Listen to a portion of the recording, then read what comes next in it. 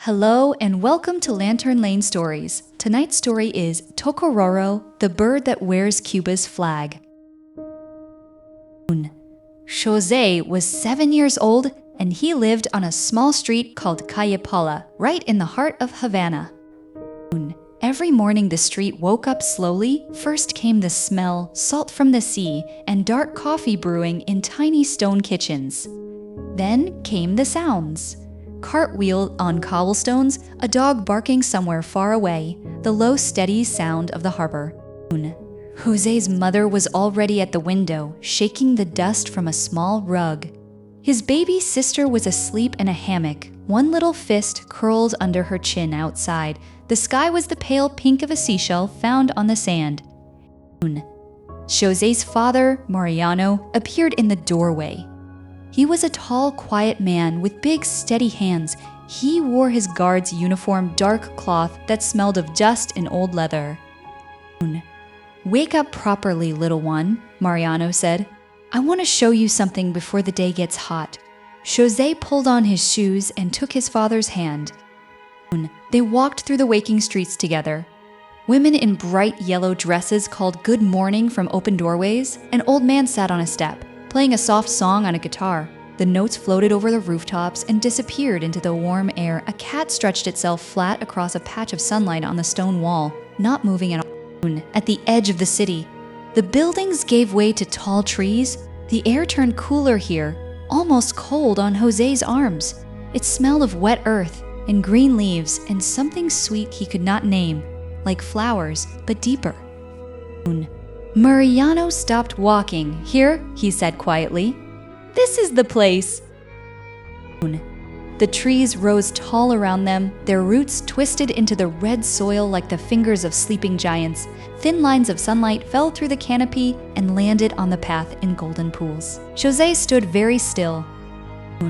He heard the breeze first, then the soft drip of dew sliding from one leaf down to the next, then something else entirely. Tocororo. The call was round and clear. It was like a bell made from warm wood instead of cold metal. It came from somewhere high in the green shadows above them. "What is that?" José whispered. Mariano put one finger to his lips and pointed up. José looked. He looked very carefully. The way you have to look when a creature is hiding among all those leaves. Then he saw it. A bird sitting perfectly still on a high branch. It was not a large bird, but it was the most colorful thing José had ever seen in his life. Its head was deep blue, not pale blue, the deep royal blue of the open ocean far from shore. Its chest was white, clean, bright white, like the foam that rises just before a wave breaks on the beach. And its belly, José had to blink twice. Its belly was a warm, full red, the same red as the hibiscus flowers that bloomed outside the old church every single morning. The bird's tail was long and wide at the tip, each feather scalloped at the edge like a fancy fan, swaying gently in the green light. The bird opened its beak. Tokoro. The sound rang through the whole forest. A small lizard on a nearby branch skittered away into the leaves. José did not move. He was afraid that one wrong breath might make the bird disappear. "It's beautiful," he said at last. His voice was barely above a whisper. Mariano nodded. A quiet smile had appeared on his face, warm and slow, the way a good secret looks when it is finally shared. Mariano crouched down until he was the same height as José. The red soil was cool and slightly damp under his knee. "Do you know what this bird is called?" he asked. José shook his head. "Listen to its song," said Mariano. "Listen very carefully to what it says." Up in the branches, the bird called again, Tokoro. José's eyes went wide. "It is saying its own name," he said. "Yes," said Mariano. "That is why we call it the Tocororo." Mariano sat down on a thick root. He patted the ground beside him, and José sat down too. Somewhere nearby, a small stream murmured to itself, hidden behind a curtain of ferns. Now, said Mariano, look at the Tocororo again. Tell me every color you can see. José looked up carefully at the bird on its branch. Blue, he said, and white and red. Mariano reached into the inside pocket of his uniform coat. He drew out a small folded square of cloth. He unfolded it carefully on his knee and smoothed it flat. It was a little piece of the Cuban flag, blue stripes, white stripes, a red triangle along one side. José looked at the flag on his father's knee. He looked up at the bird. He looked at the flag once more. He let out a long, slow breath. They're the same, he whispered. Exactly the same, said Mariano. Blue like the stripes, white like the stripes, red like the triangle. This bird carries Cuba's colors on its very own body. It has always been this way. Above them, the Tocororo ruffled its feathers, and the morning light made them shimmer like the surface of the harbor at sunrise. Mariano folded the little flag and tucked it back into his pocket. That is one reason why the Tocororo is Cuba's national bird, he said. The bird of all of us on this whole island. What are the other reasons? Asked José. A warm breeze moved through the high branches with a sound like a slow, long sigh. Let me tell you a story, said Mariano. Mariano's voice went slow and low, the way a good story always begins. A long time ago, he said, a man lived in a big, fine house here in Havana. One afternoon, he heard the Tocororo singing in his garden. He thought the song was the most beautiful sound in the whole world. José wrapped his arms around his knees and listened.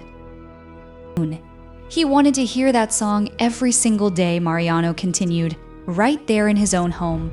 So he built a cage, a beautiful cage with a smooth wooden perch and a little dish of clean water and even a small green branch for decoration.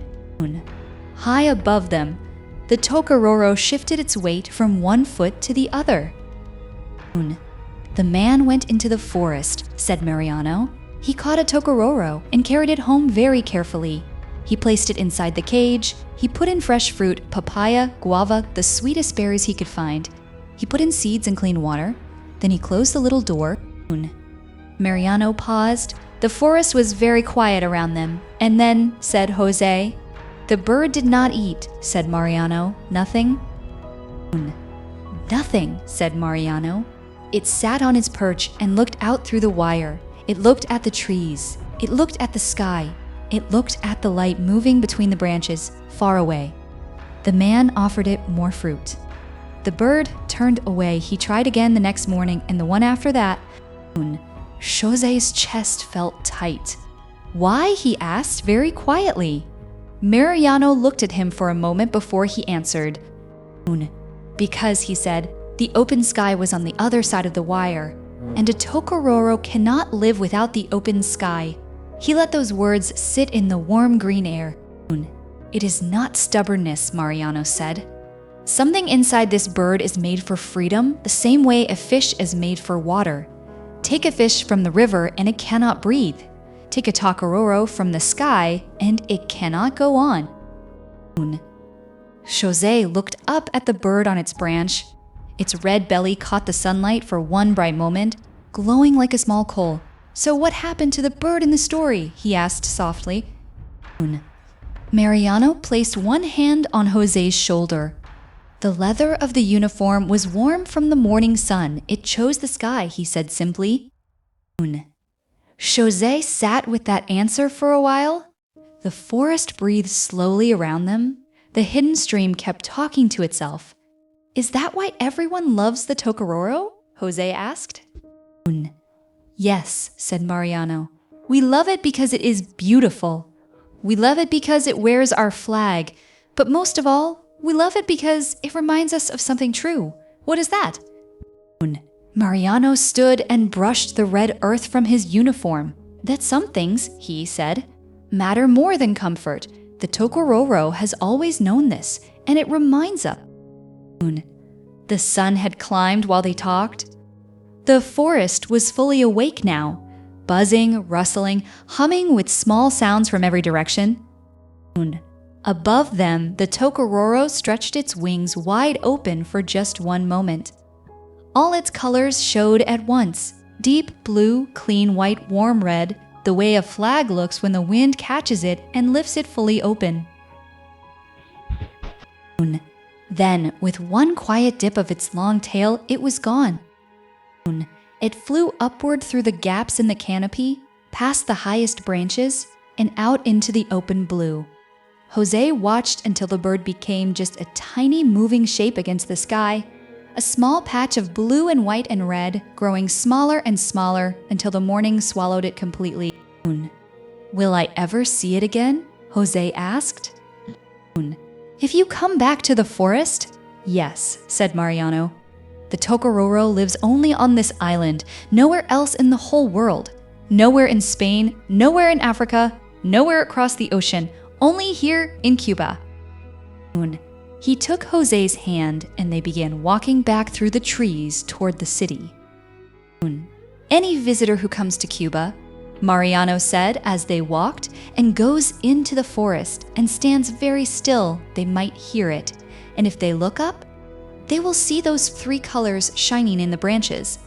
Behind them, from somewhere deep in the green forest, a voice called out one final time, "Toco, Toco, Tocororo." José smiled. He did not look back. He did not need to. He already knew exactly what those colors looked like, even without seeing them. Blue, white, red, the same as the flag, the same as the bird, the same as Cuba. By the time they reached Cayapala, the city was warm and full. The harbor shone silver in the noon light.